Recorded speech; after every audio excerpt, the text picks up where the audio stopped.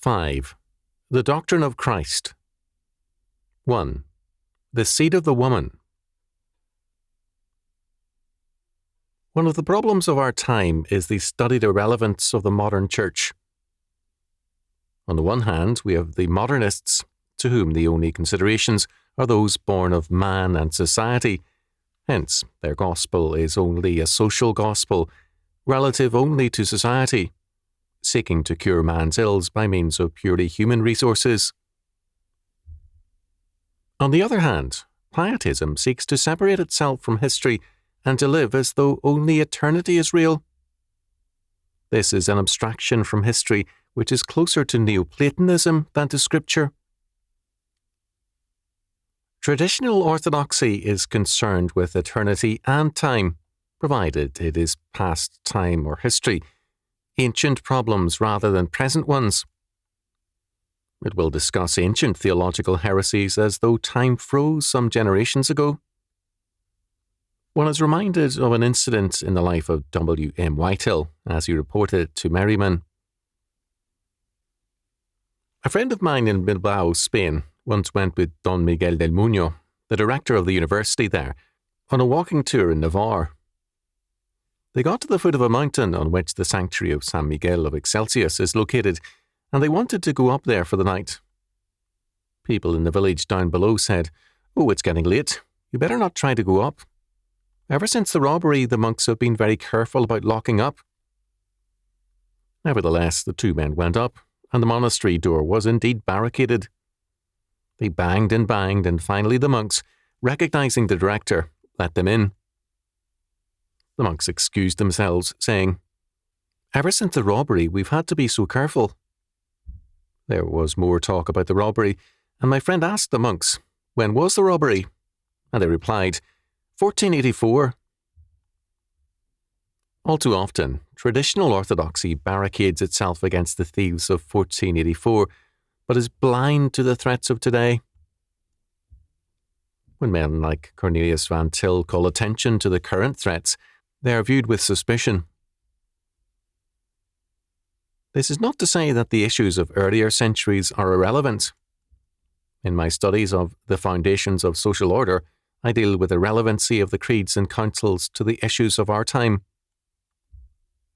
Relevancy is both seeing the link between ancient heresies and modern threats, and providing the answers to current problems out of the law word of God. Our purpose here is to discuss the work of God the Son and God the Spirit in time, in relationship to man and history.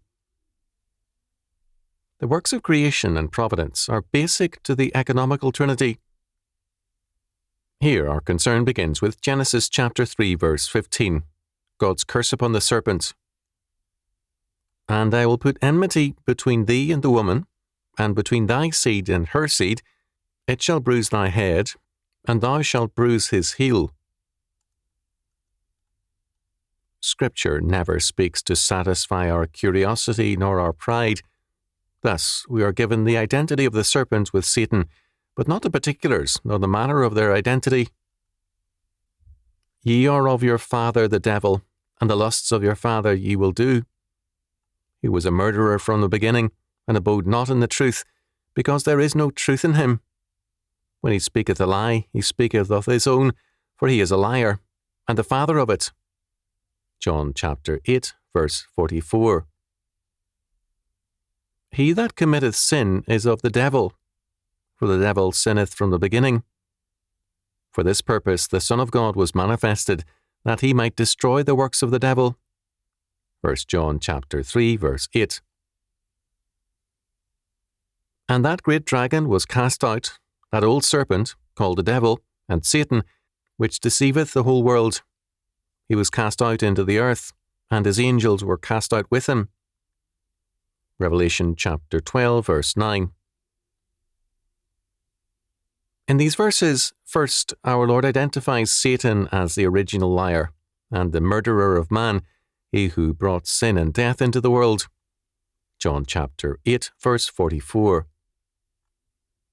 Second, John declares that Jesus Christ came to destroy the works of the devil, sin and death, that is, to bring about the sway of righteousness or justice and life over man and the earth. 1 John chapter 3, verse 8.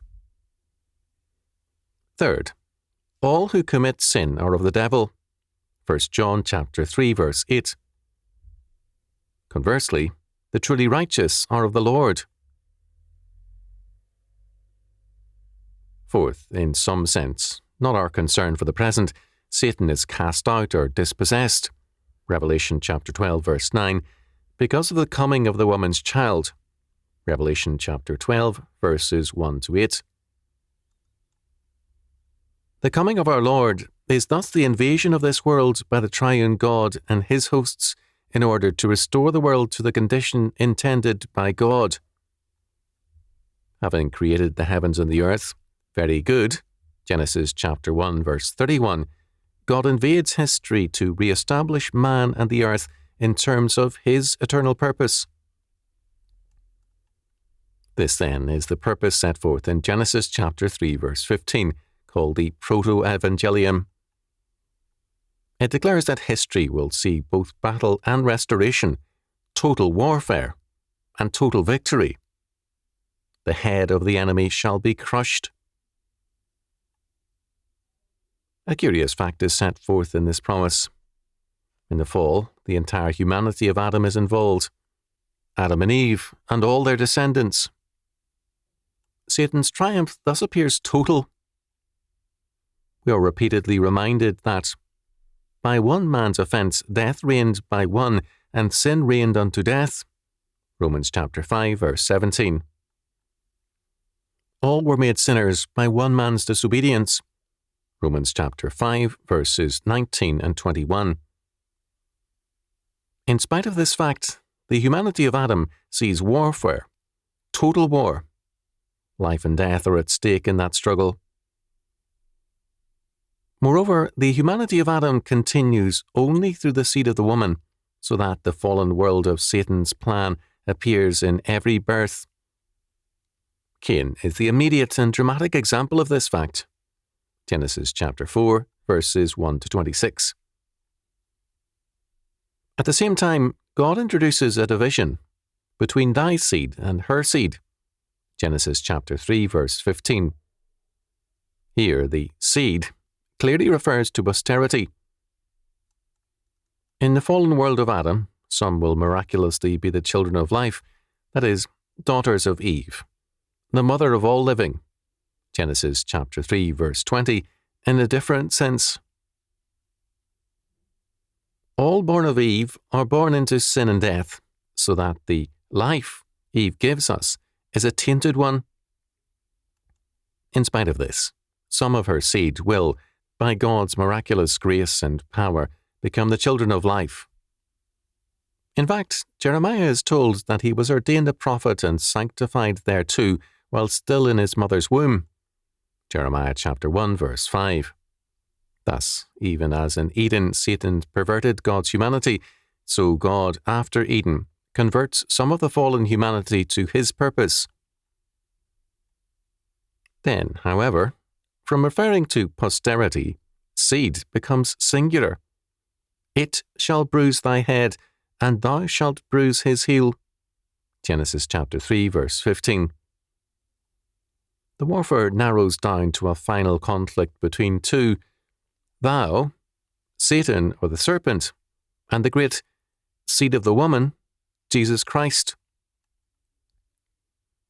Candlish saw a probable reference to Genesis chapter 3, verse 15 in Micah chapter 5, verses 2 and 3. But thou, Bethlehem Ephrathah, though thou be little among the thousands of Judah, yet out of thee shall he come forth unto me that is to be ruler in Israel, whose goings forth have been from of old, from everlasting. Therefore will he give them up, until the time that she which travaileth hath brought forth. Then the remnant of his brethren shall return unto the children of Israel.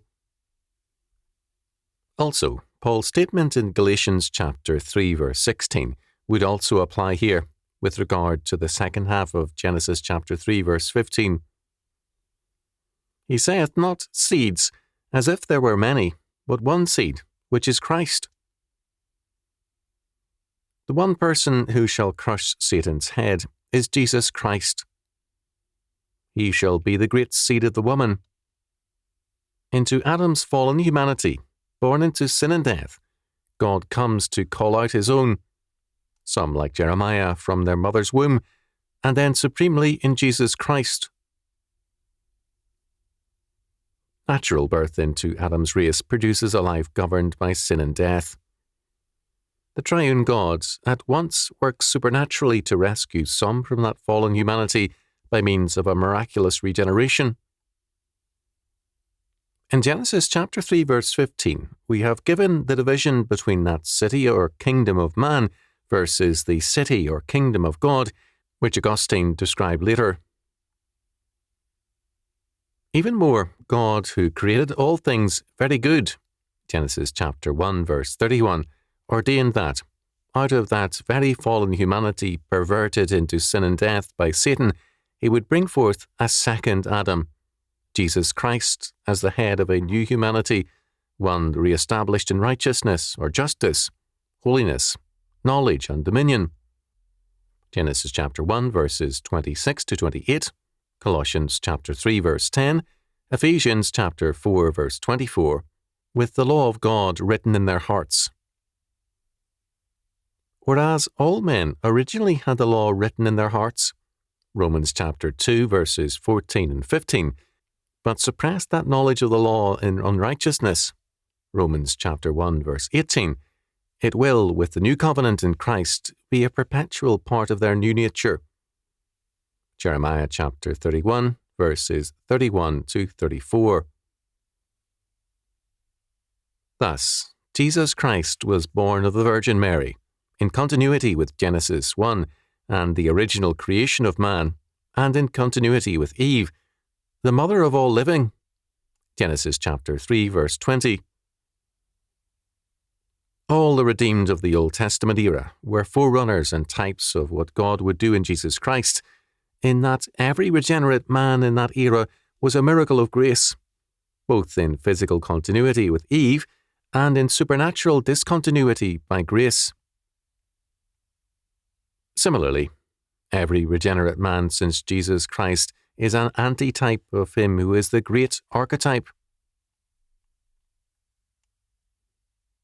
Genesis chapter 3 verse 15 thus has central reference to Jesus Christ, but all who are born again in him are clearly in mind in this text. Paul reminds us of this in Romans chapter 16 verse 20.